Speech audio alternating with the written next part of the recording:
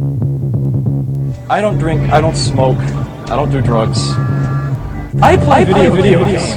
News and Lagoon with your hosts, John DeLuna, XV, Weebum, damn right I am, and Rob. Here we go! News and Lagoon.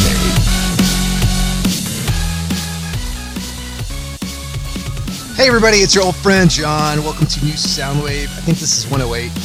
Damn, my show notes. They don't have a number in here. It's a number, don't lie. Yeah, you know, who's keeping count? This is Notes are for 2 losers. weeks away from Christmas, so everybody is hot and heavy in their post-coital Black Friday glow. Many of us have picked up many a great game at a rock bottom price. On the show, we got a stacked show, and we're going to talk a lot about some of the new games. Hopefully some of you guys maybe picked up some of these games on Black Friday for yourself. JD is joining us. He's going to be guest talking about Old Republic. Oh yeah. Ender is on the show. XV Rob, myself, Peter, AKKK Weebum, with the awesome rocking the headset today. Looks awesome, dude. Is that a new headset, or does it just look bigger and wider and heavier than usual? It's the latter. It looks like you're running like our defense grid with that headset. and then also Keeping us safe. Keeping us safe. Guys, New Soundwave is going to take... I actually had to leave for a second there because of like Cascade Xbox failure in my And there's house. Ender. And there's Ender. As proof he is on the show. So guys, what New Soundwave is going to be now is we're going to keep it nice and tight in 30 minutes because everybody loves a good 30-minute show. But we're going to always kick off the show now with kind of a roundtable on what we're playing so we can kind of talk about what is on our gaming minds. So, first of all, JD, you are one of the 2 million people beta testing Star Wars Old Republic. We'll say tested. Because I did the 2 stress test weekends. So what'd you think? You're welcome to a 2 millionth of my hatred. It's it's kind of what you expect from BioWare. Great design, good quest. Move through the storyline, reasonably stable, all that kind of stuff. I would say it's a really great RPG. I'm not so sure about it as an MMO. Now, what do you say that? Why the hell isn't this Knights 3? Well, as regular listeners of the show know, I'm a connoisseur of MMOs, and a staple of an MMO is really that ability to have a desire to or need to interact with other people to achieve your goals, and Old Republic really doesn't do that. There's a lot of mechanics in the game where you actually get companions, NPCs that follow you around and help you with things. There's one big component to me that is kind of a red flag, which is that as you're going through the game, you have a sort of a class storyline quest that you're working on. And there are certain areas where only one person of a certain class can be in that area. So it promotes the movement of your character through that story, but, let's say you're a soldier and you want to group with another soldier, your buddy wants to play a soldier, you can't do those quests together, really. You can do them at the same time, but it's not like you can actually go through that quest part, because certain parts of the quests are actually what we would say is instanced, where, you can't go in there unless you're of a different class. So it just seems like there's a lot of points at which it's trying to head you off, really. And my concern for the game, I didn't get very far along. I level 5, level 10, was the most I could do in a weekend, because I tried out a lot of different classes. But my concern is the end game, because so much emphasis is put on the story and playing through, the storyline and the story quest, that I don't know what you're going to do once you get max level. PvP is optional. I know there's dungeons and things, but for most games, that that sort of end game has not held up very well. I mean, even World of Warcraft is a good example of that, where they've continued to raise the level cap and just make more dungeons to keep people to continue to play, and that's sort of plateaued. So, like I said, great storyline, but I just don't feel like paying $15 to play an MMO when I could buy Skyrim, as as an RPG and play through as an RPG and only pay for it once. So Yeah, let me ask, this is my question from hearing all that. Could you perceivably buy this and just tape the number 3 on it somewhere and feel better and just play Knights of the Old Republic 3?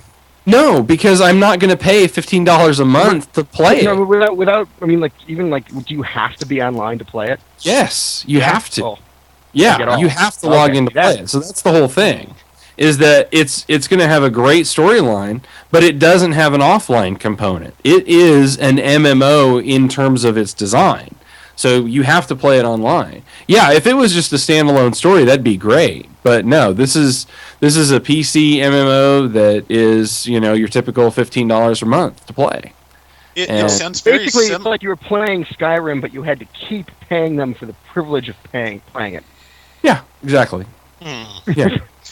It sounds very similar to some of the initial And there's a reports bunch of I was other hearing jokes about on it. Dragon Quest X, and to be honest, I wasn't really confident that was going to work too well either. So Yeah, I think this would have worked better if it was just, like I said, there were some quests that were easier because other people were in the area and killing off some of the mobs, so it made it easier to get into some of the areas.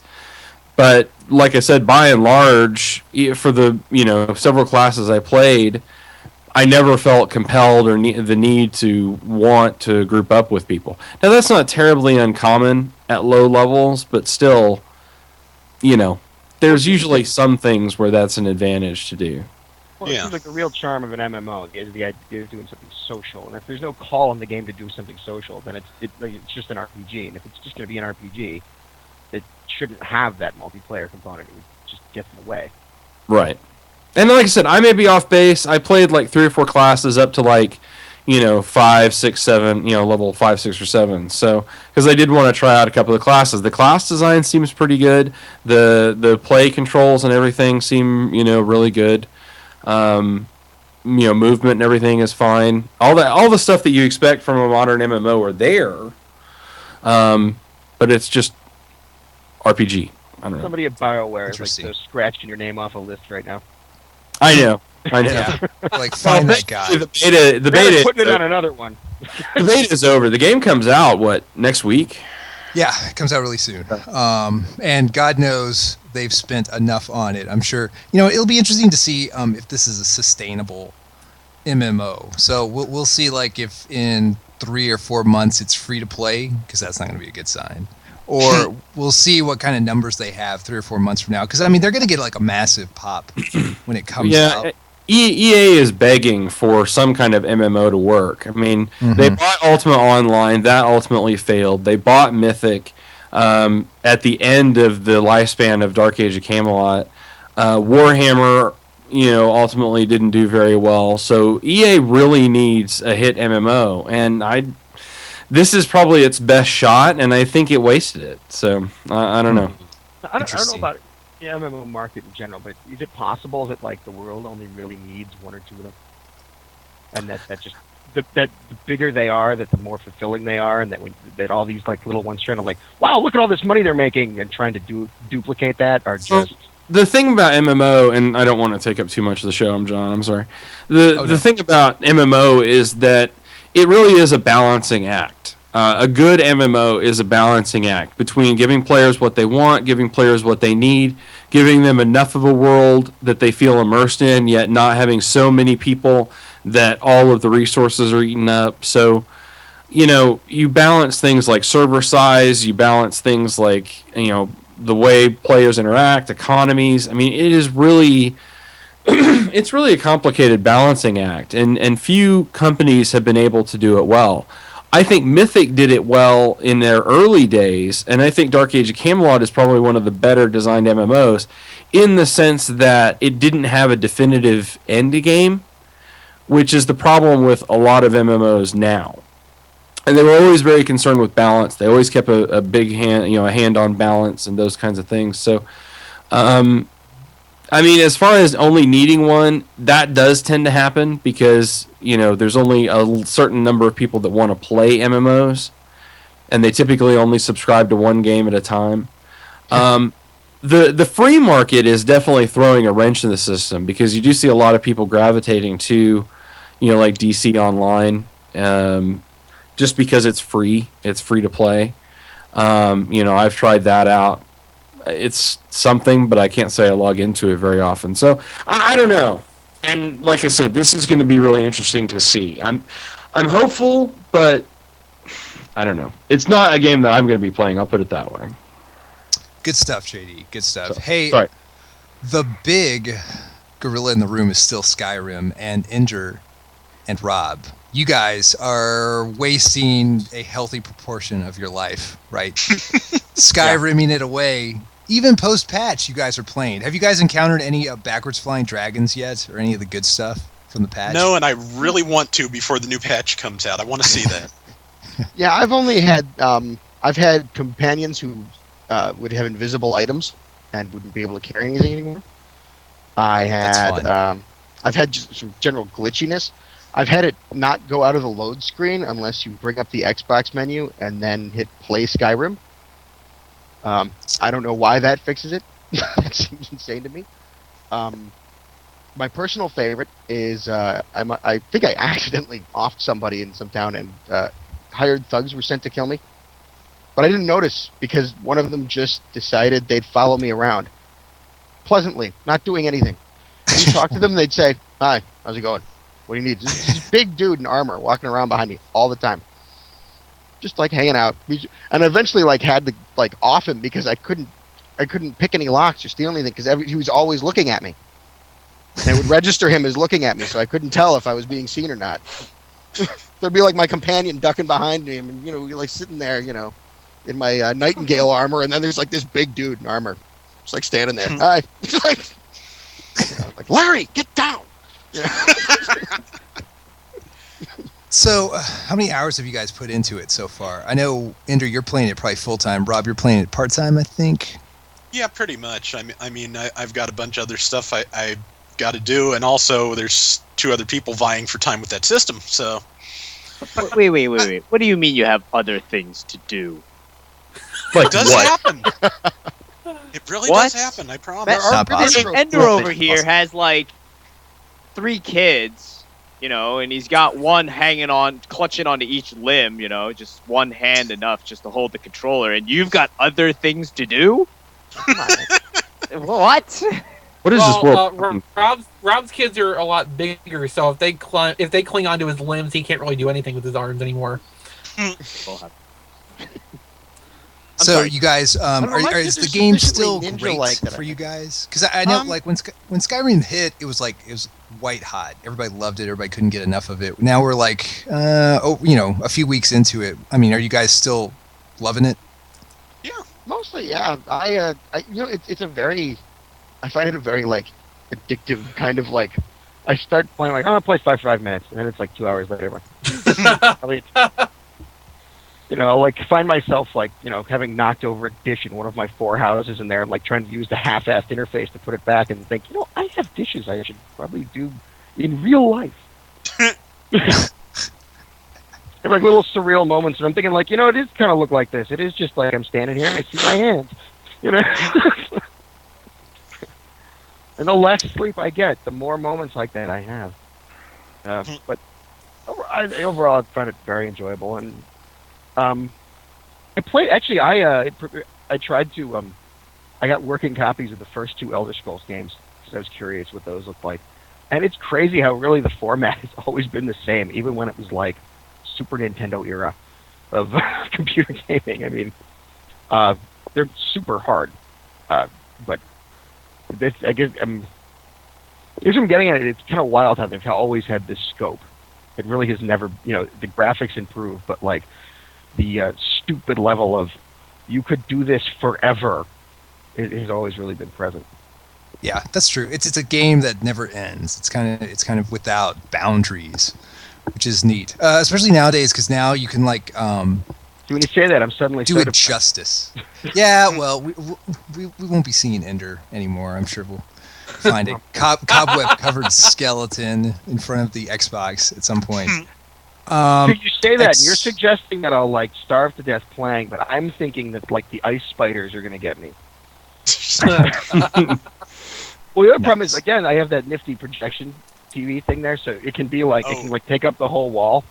So like people are like life size, you're talking to them.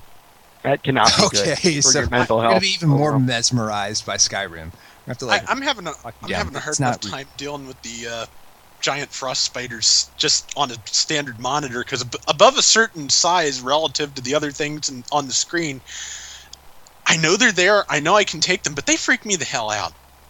I have never liked spiders. I think we all had that experience with the video game thing before. Yeah. You know, I think my patience that I exhibited while getting all those Riddler trophies, kind of like I was left in like a very sort of like meticulous gear when I started playing. So like I'm like making and enchanting all my own armor and the people around me. I mean, like when a dragon comes out now, I don't even look half the time because my House Carl will kill it by the time I turn around to look. Because their weapon does like 100 points of damage. It's like, well, we're at like level 30. You talk about those ice spiders. I'm like, I don't think anything of those. That's like, get out of the way. I need to mine this ore. Now XV. Most recently, I have actually played Saints Row the Third, and yes. There's some differences between that and the last Saints Row. Like, the gameplay mechanics are basically the same. It's like little details that are different. The wardrobe options have all been scaled back, both in like number of items of clothing that are available in the game, the customization options, how you can wear them. One thing that I was disappointed to learn, well, actually one of two things. That first, remember I talked before about the human cannonball truck? Mm-hmm. Yeah. Apparently, that's only going to be available as downloadable content from a pack that has not yet been published.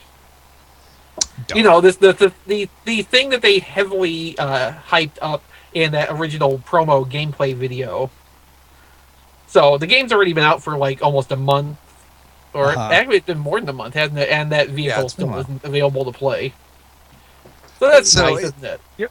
It's interesting, like in this world, like with all this downloadable, like how on the one hand, like they feel like they can release a game where half the cool stuff they promised you have to buy later, and then and then there's like the Skyrim thing where it's like, can you imagine if they released that game and there was no option to like upload a patch onto a console, and they just released it that buggy.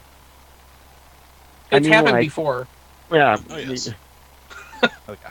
It's gonna happen again. But the other thing with Saints Row is that, unlike in Saints Row 2, and I believe even the first Saints Row, there's no option to replay story missions.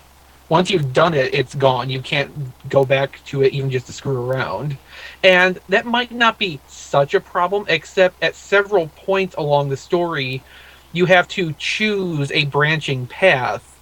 And so you either have to be saving after every mission on separate files so you can go back if you want to take the other course, or you just have to live with that, okay, I'm only going to be able to see this path of the story and that's it.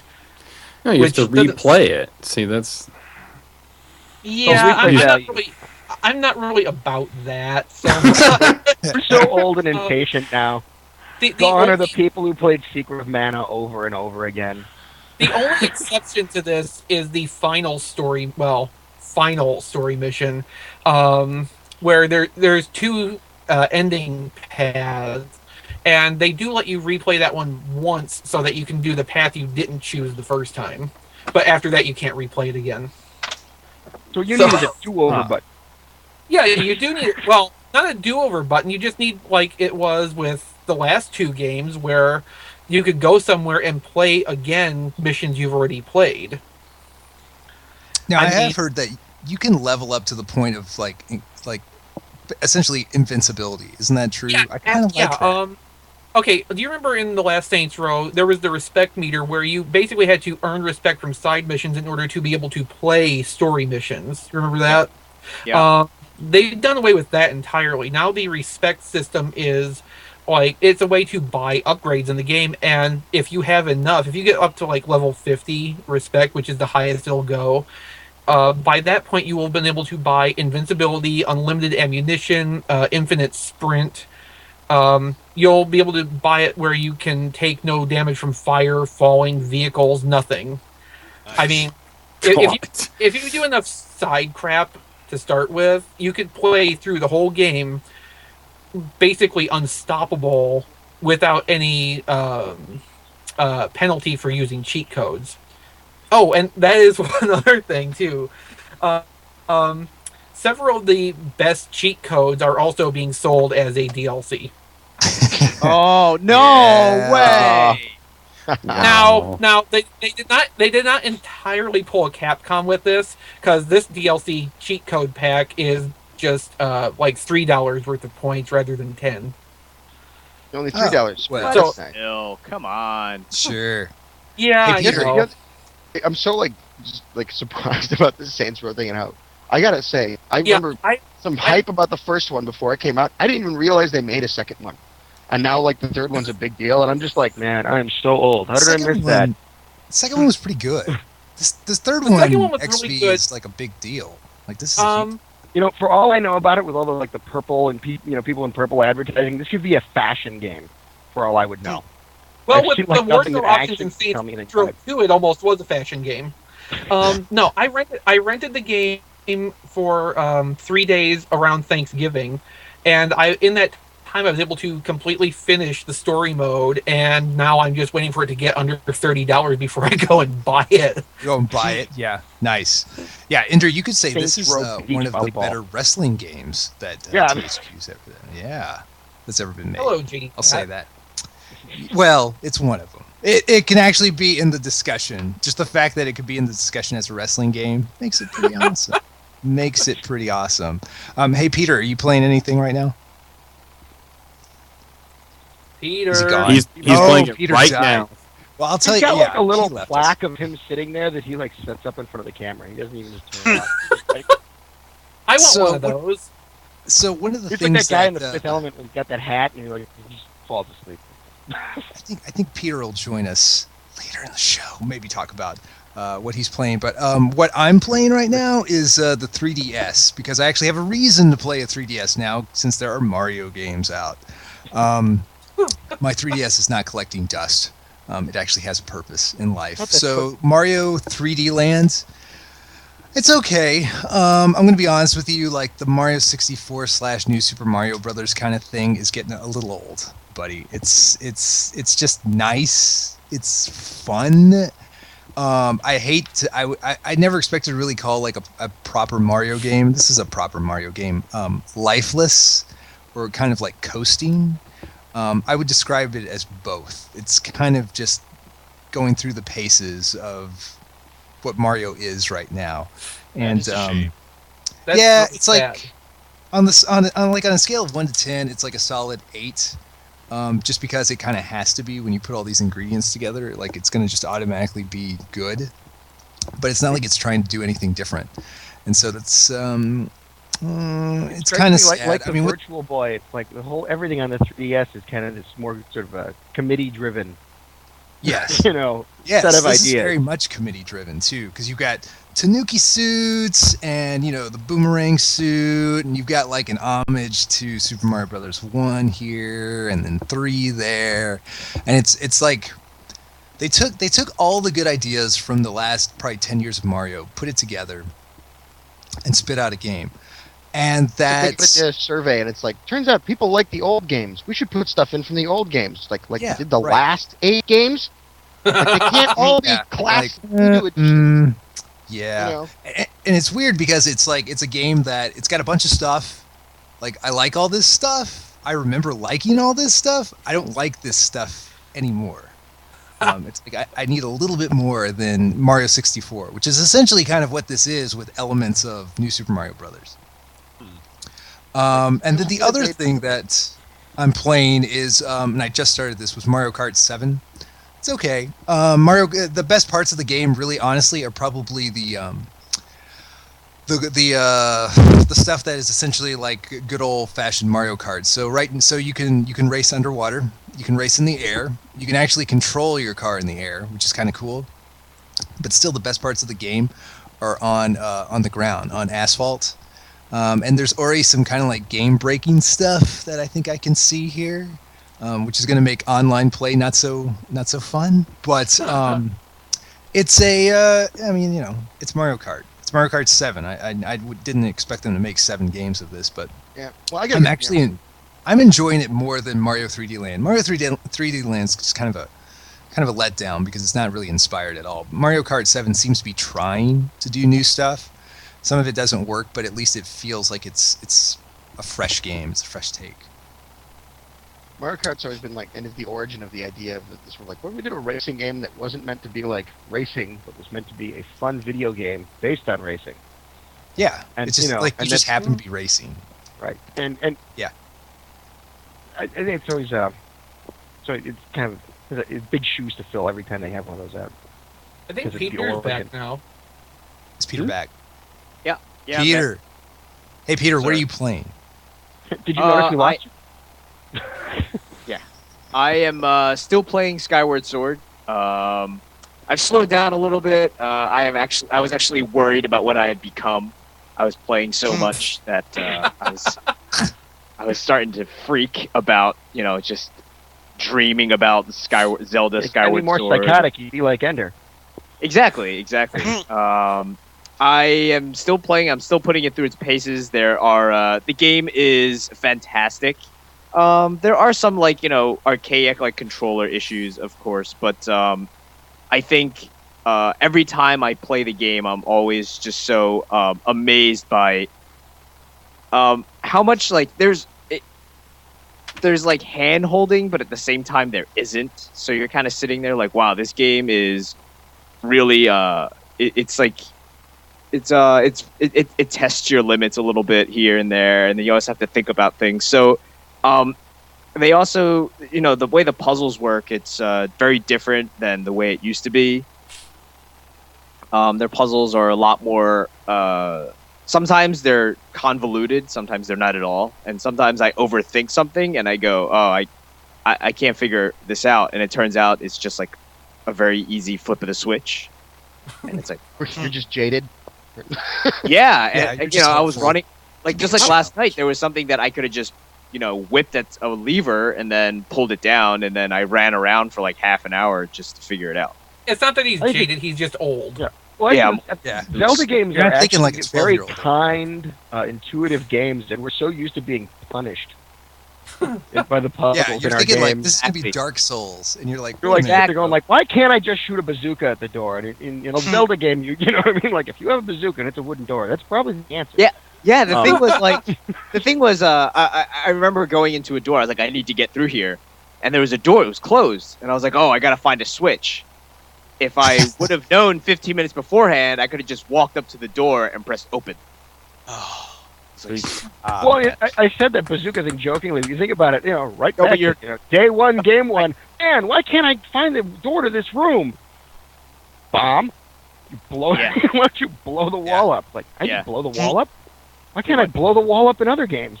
That's what that makes. Okay, so how often do you find still yourself? thumbs up. How many hours are you into with an Xbox controller? Me personally, for Skyward Sword, I am probably, let's see, the last time we checked in, I was like, 15, 16 hours into it. I'm probably about 30 hours into it. Okay. So you've only got like 70 to go. I mean, yeah, that's right. That means I've got 2/3 of the damn game left to go. And I haven't done any of the side missions yet. So I got to go back and do those. So I still got a lot ahead of me. How often do you wish you were just playing it with like an Xbox controller? None actually. The way it works is like the motion control is it's very good. I think it's not gimmicky at all. It does a really good job of integrating the ability to use the Wii Motion Plus and everything. It's very it's pretty easy to use. It's pretty intuitive. If there are issues that they were able to work around those. So I think it makes the sword play a lot more fun, actually. Because for a moment I was like, oh, that's really encouraging, and then I thought about it for a second and like, wow, except that Peter's in like really good shape. Like, I mean, you don't move around a lot. You just kind of, you just swing around the wrists and. I'm sure you can sit on your couch and just like flick your wrists. Oh right? yeah, I mean, I've definitely sat on a couch. Like, let's laid all back. be a fat ass. Let's do it.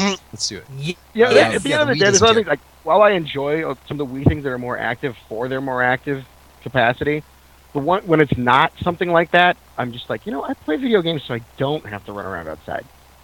I need to hook the Wii back up so I can start bowling again. Yeah, it's like I want to bowl, but I don't want to throw anything heavy. I want to save the princess, but I want to have save cheap her from a beer, and I couch. don't want all those skeezy people around and the shoes. And, Yeah. Ah, man. I feel like playing the Wii now. Hey, when we come back, we'll talk about new releases for the week, Like and we'll burning also down talk a about bowling alley. Xbox's quote unquote awesome dashboard update. This is new Soundwave. Magnavox presents Odyssey, the electronic game of the future. Odyssey easily attaches to any brand TV, black and white or color, to create a closed-circuit electronic playground. Odyssey gives you all the exciting action of hockey and 11 other challenging play and learning games for the entire family. Odyssey, a new dimension for your television. Now at your Magnavox dealer. He's listed in the yellow pages. It came from the third dimension, with its own brain, its own voice, its own legs.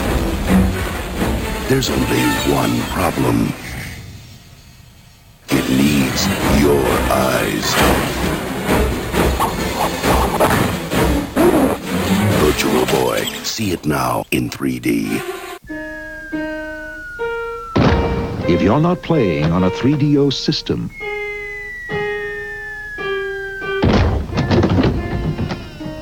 what are you playing with? Presenting 3DO, the most advanced home gaming system in the universe. It's time to put away your toys. Get a free John Madden Football and Crash and Burn when you buy a 3DO system.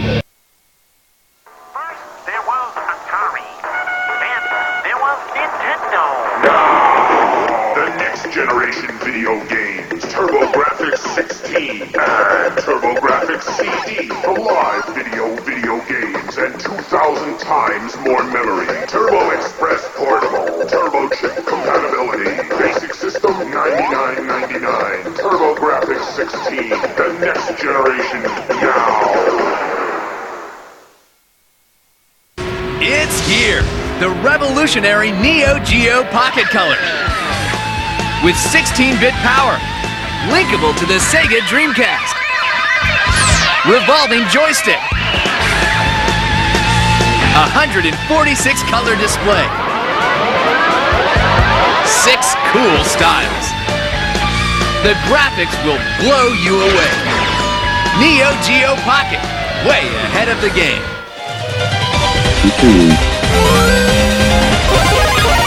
New Soundwave.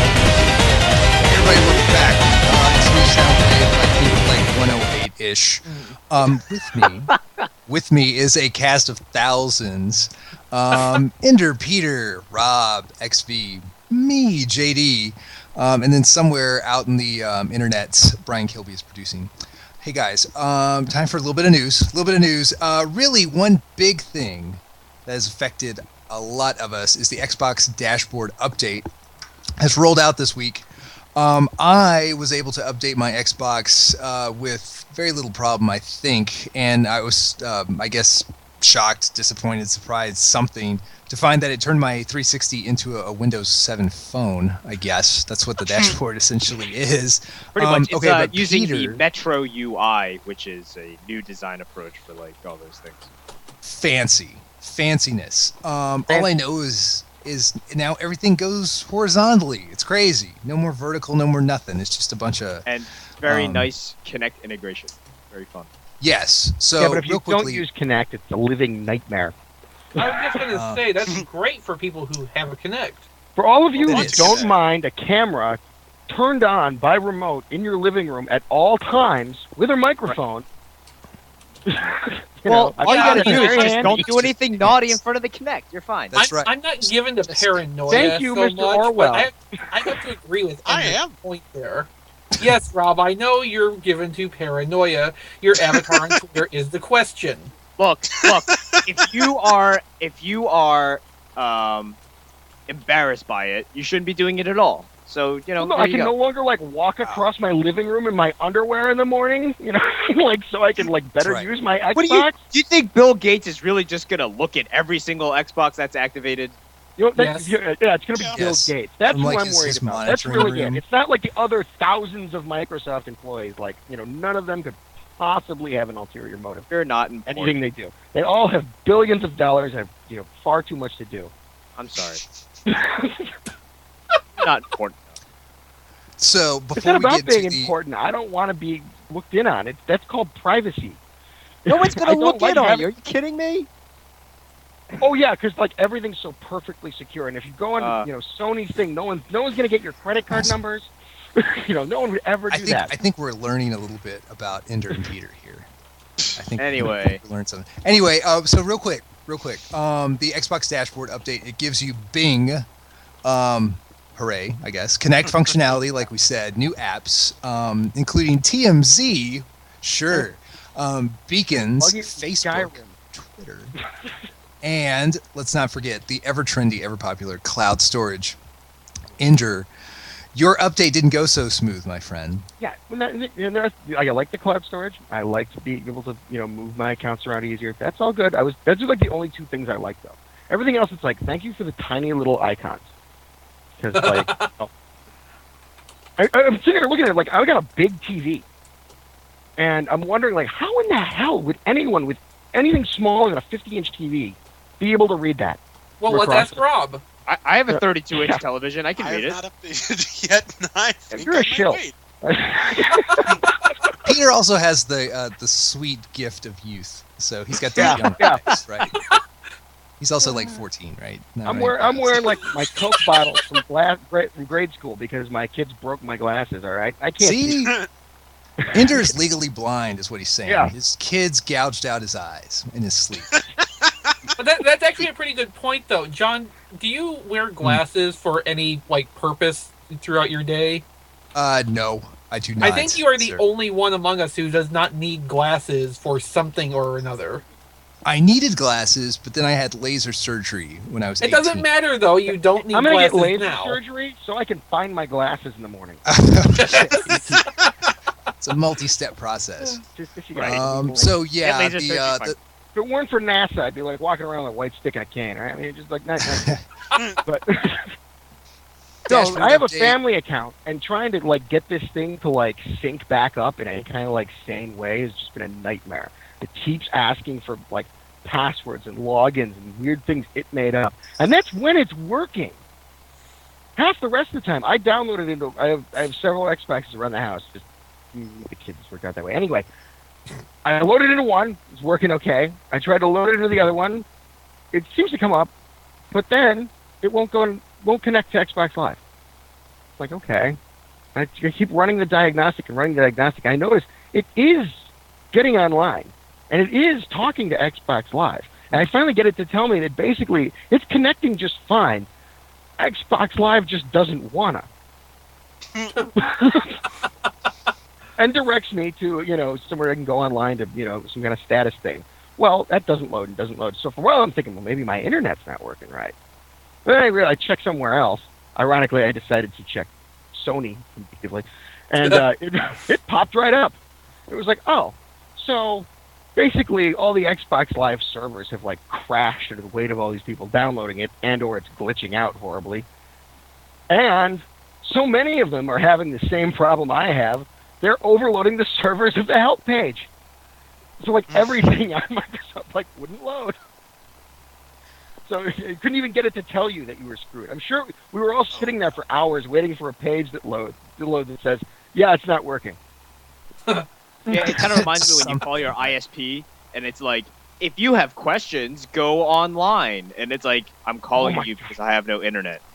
Oh. We'll tell you that on the phone. You're like talking to somebody like, I can't get it to work. And you're like, oh, can you download this? It's like, It's like, no more than you could download, like, how much I want to wring your neck right now. We download that? Is there an app for that? That's not very clever, Ender. I'm sorry. I'm tired. I'm in the middle of ranting about something else. And listen, even when you can get it to work, after all the hoops you have to jump through, and God help you if you have a family account. After all that, it's crap. Well, these little things, there's nothing clear cut. It's not smooth.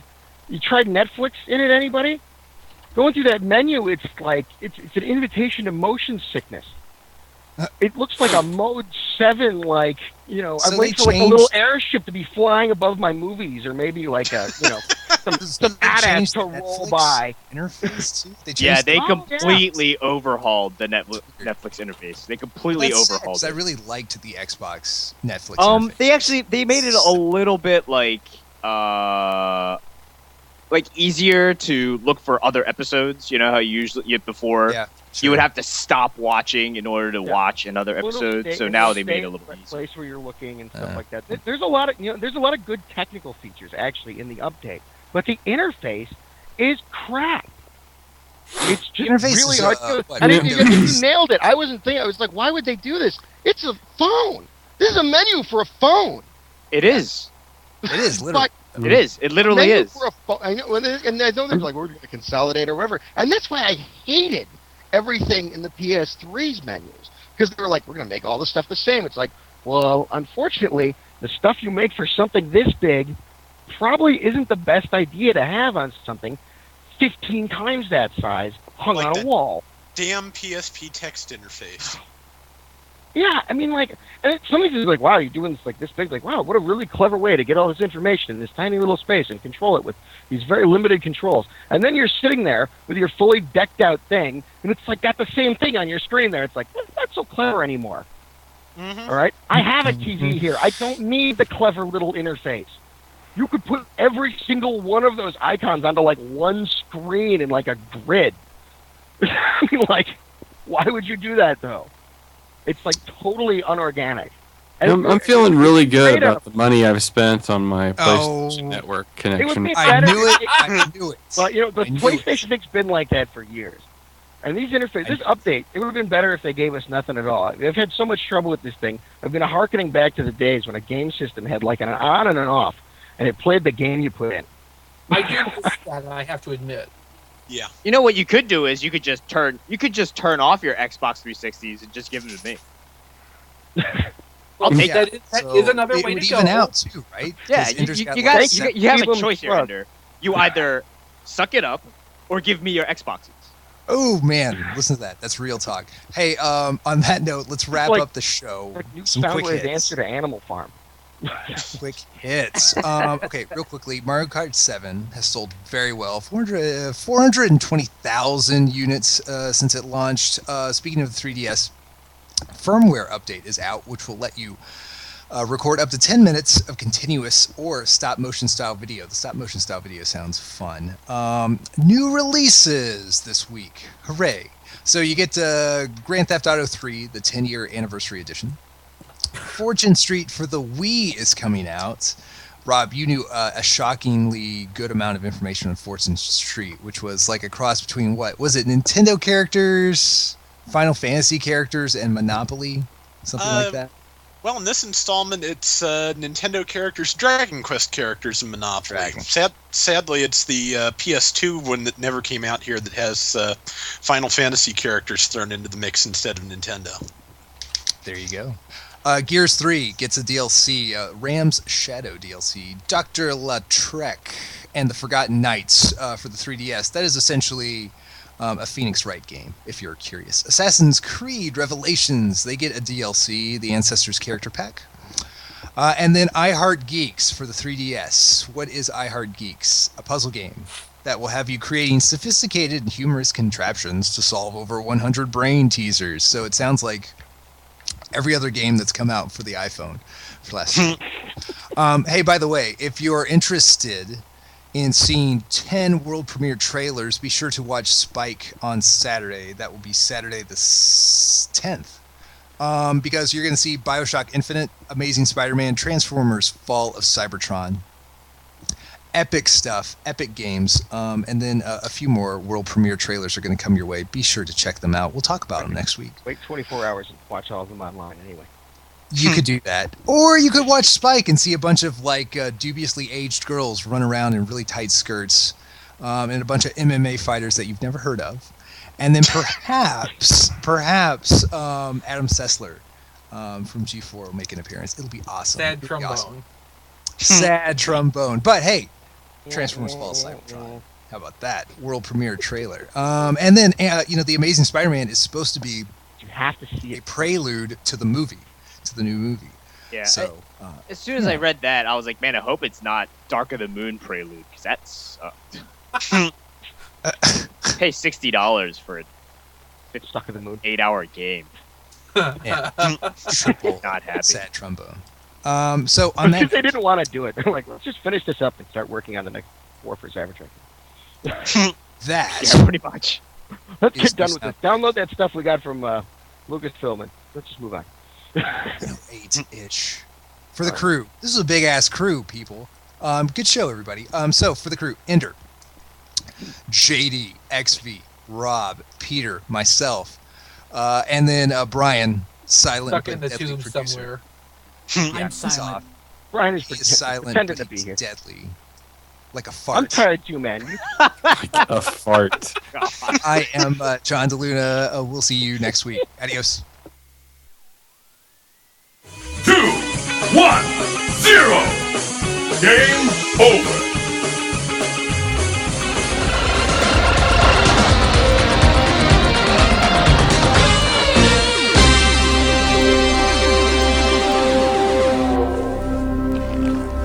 Jeez.